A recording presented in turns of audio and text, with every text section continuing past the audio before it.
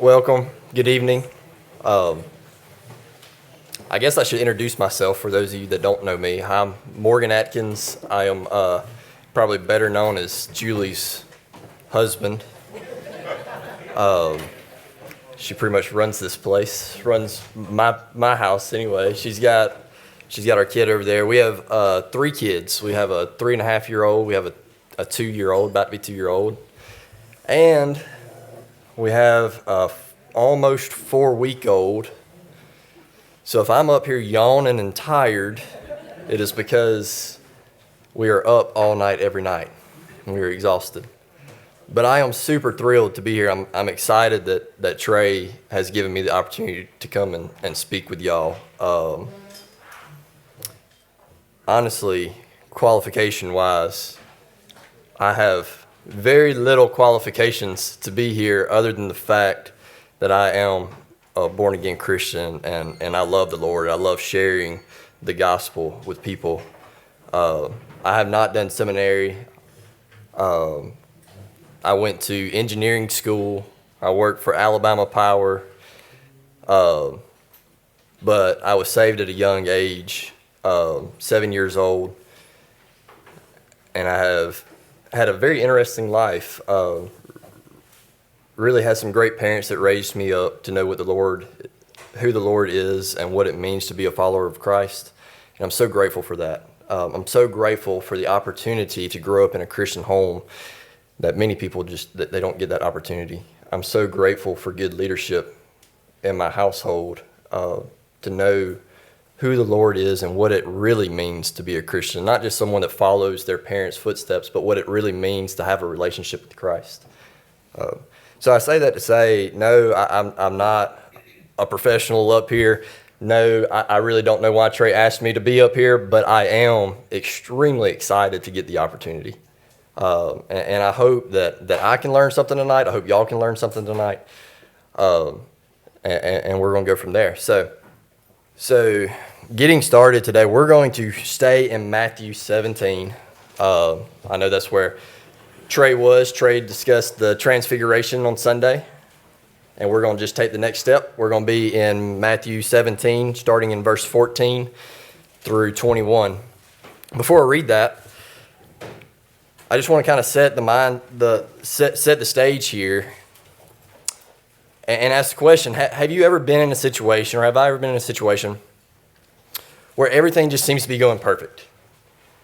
Everything is right where it needs to be. Maybe that's secular. Maybe it's tax season. You just got a great tax return. Maybe you just got a raise. Maybe everything is just going really, really good. But let's take it a step further. What about your spiritual life? Have you ever been in a situation where your spiritual life is just, you feel like you're walking right with the Lord? You feel like He is closer now than He's ever been. I've had those moments in my life where I just feel like I am right there with the Lord and I can literally feel His presence. The reason I ask that is because that's kind of where we were last week with the Transfiguration. You had Peter, James, and John who had just gone up on the mountain with Jesus. And what did they experience? They literally saw all the glory of Jesus in heaven. How amazing is that? How awesome would it be to literally see the glory of Jesus in heaven? On top of that, they got to see Moses and Elijah appear right in front of them. On top of that, they heard the voice of God. They audibly heard the voice of God speak to them. Now, I can just imagine like this, like if there was a moment in your life when you felt closer to God than any time before, that would be it, right? Peter, James, and John, they are at the point in their life where this is just amazing, to the point where Peter even says, I want to build some tents. Like, I want to stay here. I don't want to go anywhere. I want to stay here the rest of my life. This is amazing. And it was amazing. But they had to come off the mountain. They did come off the mountain. Thank God that we serve a God that comes off the mountain. He doesn't stay up in the glorious places and just suck in all this glory from heaven and look down on us and say, woe is them. That's not what He does. He comes off the mountain. He meets us where we are. So he comes down off the mountain. On their way down, he tells his disciples, he says, don't tell anybody about the visions that you've seen. And then as soon as they get to the base of the mountain, they're met with this tremendous crowd. And the depravity of the world is forced into their face.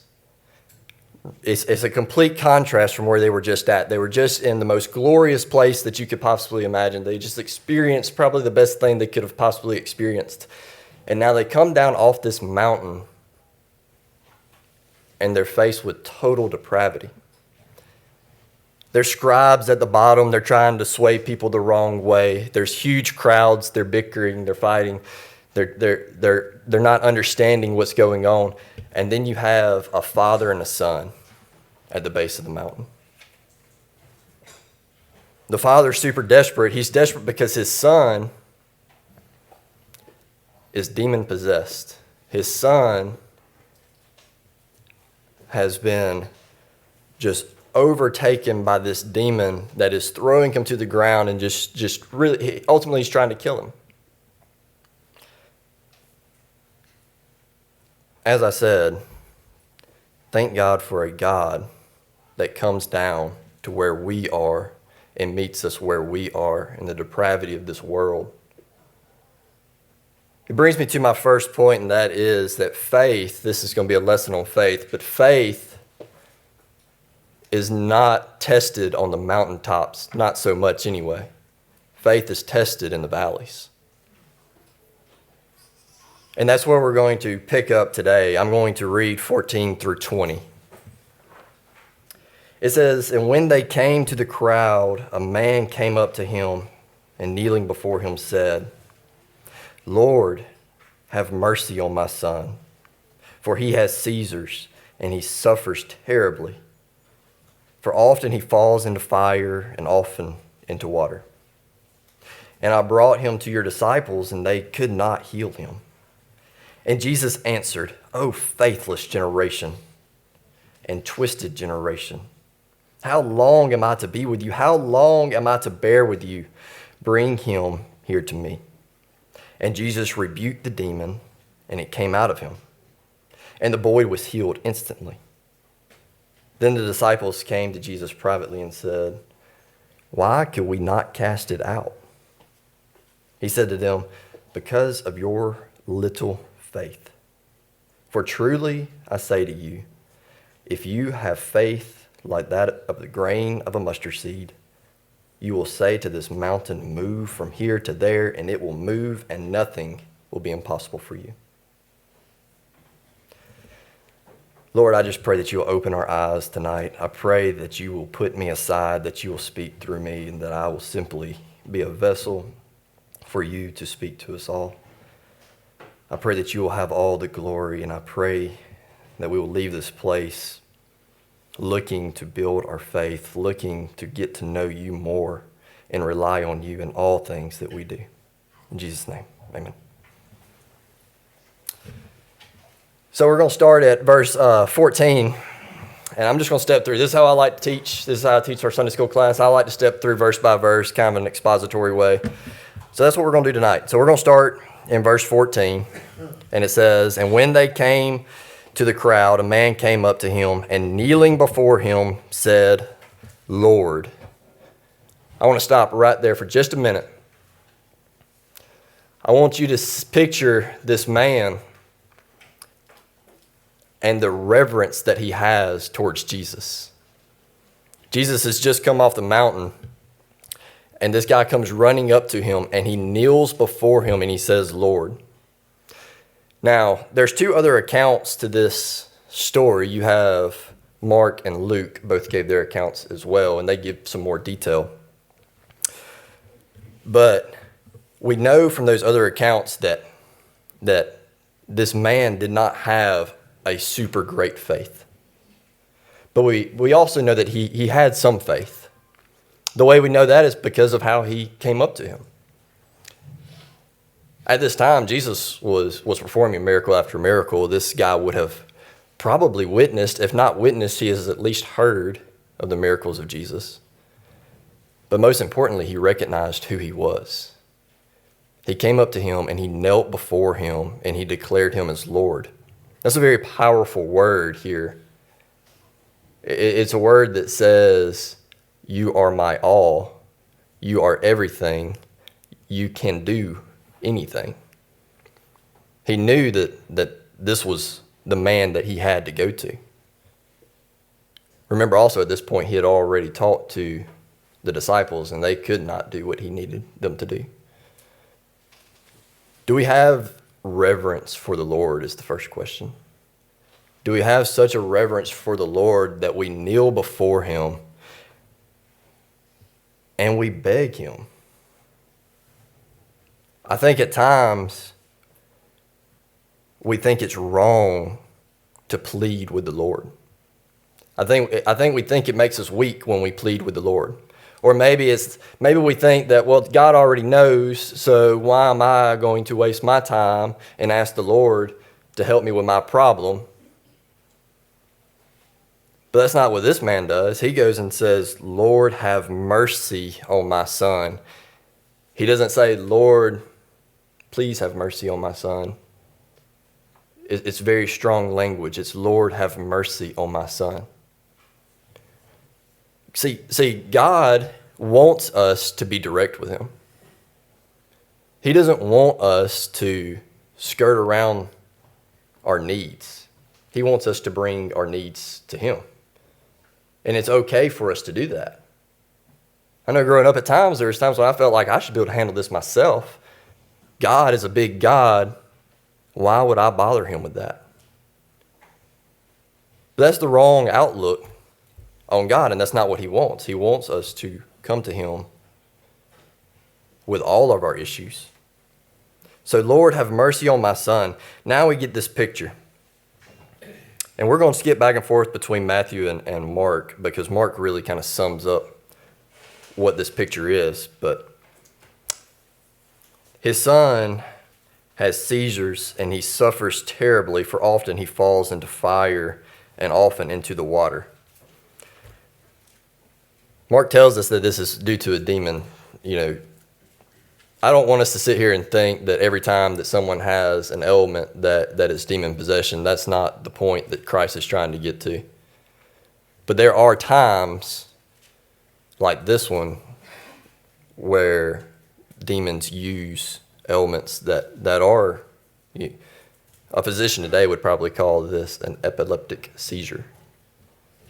And a lot of people try to justify this. Well, he probably wasn't demon possessed. It was probably just a worldly issue. It was probably just a health issue that he had. But I want you to get this picture because this picture is not that. This is much more severe. If we go over to Mark chapter 9, and we're going to read the exact same account, Mark's perspective is,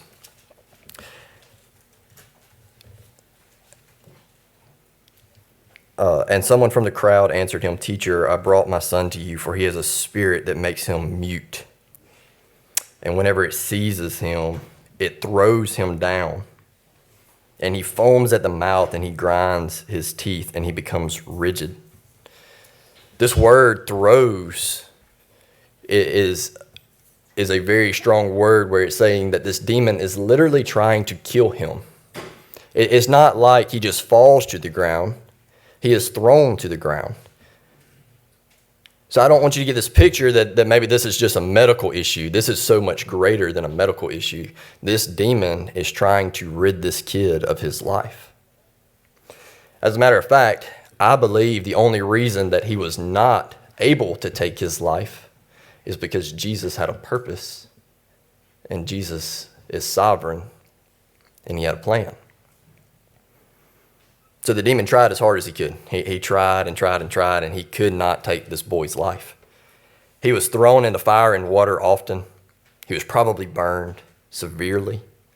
He had probably had to have been pulled out of pools of water. You got to imagine at this time there would have been pools of water all over the city. That's how they got their water. That's how they bathe. It would have been very easy for him to have fallen into a pool of water. So I want us to think about this, but I really don't want us to think about this from the child's perspective. I want you to think about it from the dad's perspective. Can you put yourself in his shoes? Can you imagine the depravity that he's experiencing? Can you imagine the pain that he is experiencing at this time? His son is being literally thrown to the ground. He's foaming at the mouth. He's wailing on the ground. He shouts out, Luke's account says, shouts out profanities, like he is completely being taken over. Put yourself in that dad's shoes. How do you think he feels? He can't do anything. He is standing there watching his son have to go through this, and not only his son, his only son. According to Luke, this is his only son. This hit home with me because many of y'all know that we spent several days in the NICU with our baby boy, and we watched him try to breathe, and he could not breathe. And the pain that I experienced in that time was a pain that I've never had to deal with in my life. To watch your only son struggle to breathe while you can do nothing. That's a hard place to be. It's a very hard place to be. So what did he do? What do you do? He did all he knew, and that was get him to the disciples as fast as possible. So he found the disciples. He got them there. And what happened? If we go on, it says, and I brought him to the disciples, and they could not heal him. This is interesting, right? It's interesting because the disciples were given the authority by God in Matthew chapter 10, if you remember, to cast out demons. They were commissioned to go and cast out demons. If we look back at Mark in chapter 6, they had been successful at casting out demons. So what was different? Why was this situation any different than before? It goes to show that faith and, let me rephrase that, doubt can sneak into our lives at any point. Just because we have everything going together right now, we have to be on guard because doubt can sneak in at any point. You might be the greatest preacher in the world. You might have everything together. You might be on fire for God. And doubt can still sneak in. And I believe that that's kind of where these disciples had gotten. It's not that they doubted who Jesus was, but they thought that maybe they could do just a little bit of it themselves. Maybe they didn't fully need God to do it for them. Have we ever been there? I know I have. Have you ever been in a situation where you have it all going just right? It is going great. And then all of a sudden you hit a brick wall and it seems like it all has stopped. A lot of times you can trace it back to you trying to do it on your own. You've given up on the power of God and tried to use your own understanding to make something happen. I think that's kind of where the disciples were. They've been so successful. They've been doing this over and over and over, and they forgot how to access the power of God because they were trying to do it on their own to some degree. So let's move on. And Jesus answered, "O faithless and twisted generation, how long am I to be with you?" What a strong comeback, right? Like that seems kind of harsh. I imagine he was just told that they couldn't cast him out, and the first thing he says is, "Oh, faithless generation." What are y'all doing? What is so hard about this? Think about it for a minute. A few chapters ago, what did we learn? We had the feeding of the 5,000. They didn't have faith then, did they? So that's one time. We had feeding of the 4,000 right after that. They lacked faith then. Jesus is getting kind of tired of telling them to have faith. And you need to think about where Jesus is at this point in his ministry. After this, he's going to preach multiple lessons to these people, to these disciples, on his way to Jerusalem, where he would ultimately die, be buried, be raised from the grave, and then be ascended into heaven. To Jesus, this is a pressing time. And it's interesting that he started this series of lessons with faith. He's basically saying that if you can't get this right, if you can't get faith figured out, how are you going to get anything else that I'm going to teach you figured out? I'm not going to be here with you much longer. I'm going to be ascended into heaven very soon. You're going to have the Holy Spirit, but you're not going to have me in the flesh. We got to figure this out now. So yes, he is frustrated, and yes, he's rightfully frustrated. He's got to make them understand. You have got to have faith. They always seemed to have faith when Jesus was right there beside them. That was easy. They had a lot of faith when they were standing on top of that mountain. That was easy. But as soon as Jesus is gone for a few days, and they have to try to cast a demon out by themselves, and he's not right there with them, they can't do it because they don't have faith. So moving on from there, we see where how long am I to be with you? Bring him here to me. And Jesus rebuked the demon, and it came out of him, and the boy was healed instantly. If we go back over to Mark, I'm not going to turn there, but if you go back over to Mark, you will see a little bit more information. When this boy came into the presence of the Lord, the demon threw him on the ground and convulsed him right there in front of Jesus. The demon knew where he was at. The demon was very aware of who he was in the presence of. And he said, I've got one last shot to try to get rid of this boy. I've got one last shot to try to kill him. And he gave it all he had right there at the feet of Jesus. Jesus in Mark goes on and he says, how long has he been like this? And the dad says, he's been like this since he was a little child. He's been dealing with this pretty much his whole life, every day. Luke says that he never leaves him. He rarely leaves him. The only reason I bring that up is because I want to go back to this personal God that we serve again. Why did he ask, how long has he been like this? Have you ever thought about that? How long has he been like that? Jesus knew the answer to that. Jesus knows everything. Why would he ask that?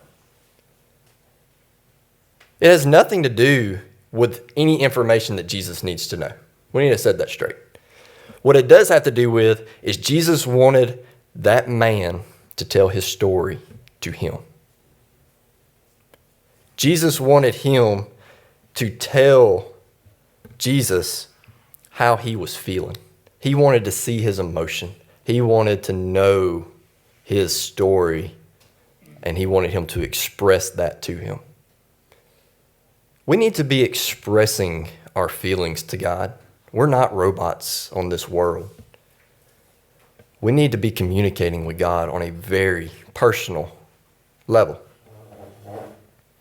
He wants to know our story. He wants to know every detail about it. Are we sharing every detail? Or do we say a quick prayer and said, Lord, please heal me, and then we move on?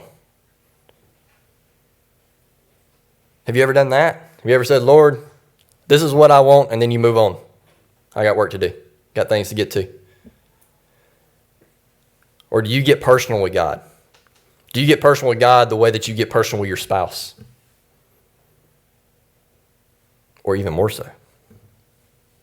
Because that's what he wants. He wants to know every detail. He knows every detail, but he wants us to articulate it to him. He wants us to speak it to him. So that was a brief rabbit, but then we'll get back on track here. He goes on to say, and Jesus rebuked the demon, and it came out of him, and the boy was healed instantly. Immediately he was healed. Now, that's a great story. We just experienced total depravity, and now we have a young boy who is healed, and his father has been reunited with this new healed boy. That is an awesome story. But if we stopped right there, if Jesus stopped right there, then that's kind of what we have, is a really good story. But he doesn't. He doesn't stop there. He used this boy for a very specific purpose, and that was to teach these disciples and this crowd what it means to have faith and the importance of having faith. So that's where we're going to go into now. The disciples came to Jesus and privately said, why could we not cast it out? That's a great question, right? We just talked about that. Great question. They've been able to do it in the past. Why can we not do it now? And he responded, if you have the grain of a mustard seed, you will say to this mountain, move from here to there, and it will move, and nothing will be impossible for you. The grain of a mustard seed. I have a question. He just said because of your little faith. So they had some faith. It was just very little. He didn't say because of you having no faith, right? But then he also, in the very next sentence, he goes on to say, but if you have the faith of a mustard seed, that particular seed at the time of that geographical location was the smallest seed, one of the smallest things that these people would have known about. That's not a whole lot of faith. So how do we go from they had a little faith to, and they couldn't do it, to now all you have to have is the faith of a mustard seed, the size of a mustard seed, and you can move mountains? That seems like a stretch. We often miss the point there. We miss the point, and we think that if we just have the tiniest, smallest amount of faith that we could literally go out and say to a mountain, move, and it's going to get up and move. And we think that that faith can just stay that size all the time, and that's okay. We can always have the faith the size of a mustard seed, and that's going to be okay. But that's not the point. Everybody in here knows what a seed does. A seed grows. It'd be pretty useless if it didn't grow. That's the point Jesus is getting to. You need faith that grows from the size of a mustard seed. We need to have faith. Yes, it's got a starting point, and yes, it's probably really small. But we need to be actively growing that faith. Right? I think that's where the disciples messed up. They got to a point in their life where they became stagnant, where they became content in where they were with their faith. Their faith was no longer growing. They thought they were good. They were very happy with where they were. A lot of times we say that it's good to be content, and it is good to be content. We should be content, but we shouldn't be content with our faith. We should always be striving to have more faith. We shouldn't be content with our walk with God. We should always be trying to get closer to God and be more like God. I think the disciples got to a point where they were pretty happy with where they were. I could see that. They're with Jesus all the time. Why wouldn't they be happy? They felt like they were these were 9. You got to think the others were on the mountain, just come off the mountain. So these 9 that couldn't cast out the demon, they probably thought they had it together. They were picked by Jesus. But they became stagnant. And they were okay with it. And they could not tap into the power of Jesus because they were stagnant. So how do you keep your faith growing? Do you sit in your room? Do you sit at your office and you say, give me more faith, give me more faith, give me more faith? Lord, please, Lord, please, Lord, please. And that's it? That gets us nowhere, right? Nobody says, if you want more money, to go sit in your room and say, give me more money, give me more money, give me more money. And then all of a sudden money starts showing up. That's not how it works, right? To have more faith is a gift from God, but that gift is received by us building a relationship with God. The only way that we're going to receive the gift of faith, the only way we're going to build our faith is by exercising our relationship with God. There's a few ways that we do that. First, we get up in the morning and we say, God, this is your day. Use me for your glory. And you meditate on God. You meditate on his power. The other way you do it is you talk to God regularly. You pray. You're always in prayer, constant prayer throughout the day. It's a very common analogy, rightfully so, because it's so fitting. But if me and my wife, Julie, wanted to trust each other more, the best way that we're going to do that is by talking to each other, by getting to know each other more, by leaning on each other when times get difficult, by celebrating with each other when times are good. We've been married for 7, going on 8 years now, and of those 7.5 years, the times when we have had the most difficulty were times when we were not communicating well. It felt like the power of our relationship had kind of fleeted us. Had nothing to do with the fact that I loved her to death, right? I knew who she was. We did have a relationship, but we weren't exercising that relationship. When you're not exercising the relationship, you lose the power. So it's a great analogy, and God did that on purpose, right? He put us, he allowed us to have spouses on purpose because of the imagery that it presents. You have to exercise it. I'm going to finish up a little early, but I want to go into the last verse that is not in my Bible. Some of y'all have a verse 21. I do not, but many of you do. Because I don't have it and I didn't write it down, I'm not going to read it. But I am going to go to Mark's account, who does record it. At least a very similar version of it. So in Mark's account it says, and he said to them, this kind cannot be driven out by anything but prayer. He's talking to the disciples. They've just asked, why couldn't we drive this demon out? You know, in our account in Matthew, he went through the story of the mustard seed. But in Mark's account, he comes back with, this kind cannot be driven out with anything but prayer. The reason I wanted to mention that is because I briefly want to go back to my child in the hospital. For probably the first time in my life, I got to experience the power of prayer to a degree that I've never experienced in my life.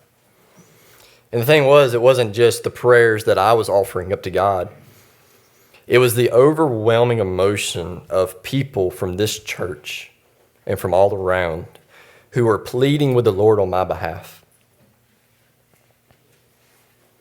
It was the most anxiety I've ever dealt with in my life. It was the hardest thing that I hope I ever have to go through, but I'm sure it won't be. But it was very difficult emotionally for me.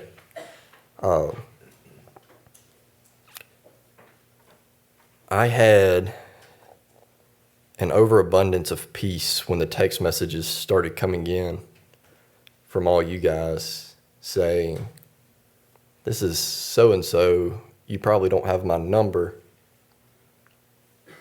but I just want to let you know I'm praying for you." Every day there was another person that texted that said, "This is so-and-so. I got your number from so-and-so. I want to let you know I'm praying for you." We often miss the power of prayer and neglect the power of prayer. In this situation, this demon was one of the more powerful demons that the disciples had encountered. And God said that the only way this demon, given his power, the only way he can be cast out is through prayer. That's the ultimate way to do it. So why is it that when trouble comes our way, we don't run to prayer first? That should be the first thing we go to. If it is the ultimate power to be able to handle any situation, then why don't we go to prayer first? The overwhelming peace that I experienced in that moment was incredible. I do not want y'all to have a misunderstanding. We do not believe that all you have to do is have a ton of faith and all of your problems are going to go away. That's not the message here. The message here is, if you have enough faith, God will get you through any problem. It might not be the way we want it to be, but it will be in his sovereign plan. It'll be the way that he designed it to be. And we'll understand that. And God will give us the knowledge that we need to get through that.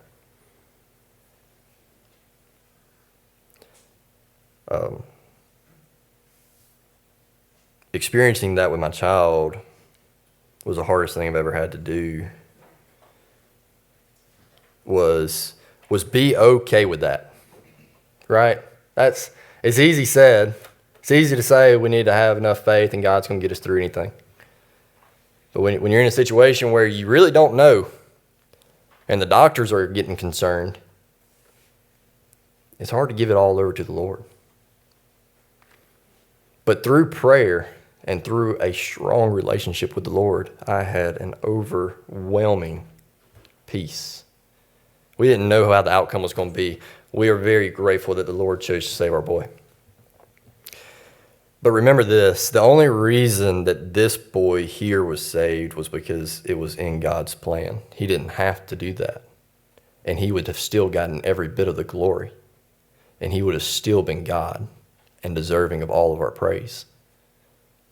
The reason he didn't let the demon kill him was because he had a plan for that boy to teach people, to use him. Since all this has happened, I have had about 5 different situations where I've been able to help people through difficult situations that they're going through. Whether that was at work, honestly, in the NICU with another couple that we knew. We got the joy of instantly seeing how God was using our child and his story. We got the joy of getting to see that instantly, and we're so thankful for that. We're not all going to have that same story, and my previous experiences have not always been that way. Sometimes we have to wait years to see how God's using something. But know this and have faith that in all that we do, God has a purpose. He has a reason. He's a good God, and we serve him faithfully. Lord, I thank you for tonight. I thank you for this great church that we are blessed to be a part of. I thank you for this opportunity that Trey has given me to be able to get up here and share some of my story. And I pray that as we leave these walls that we won't forget who you are, that we will build a relationship with you, that we will look to you in all things, that we will pray to you daily and share our story with you on an intimate level. Build our faith, Lord. Grow our faith from the size of a mustard seed. I pray that we will have the faith to move mountains. Whatever that mountain may be for us, Lord, whether it's sickness, whether it's finances, whether it's whatever the case may be, help us to have the faith to move that mountain that's in our lives. We love you. We thank you for this church. We thank you for these people. In Jesus' name, amen. Thank y'all.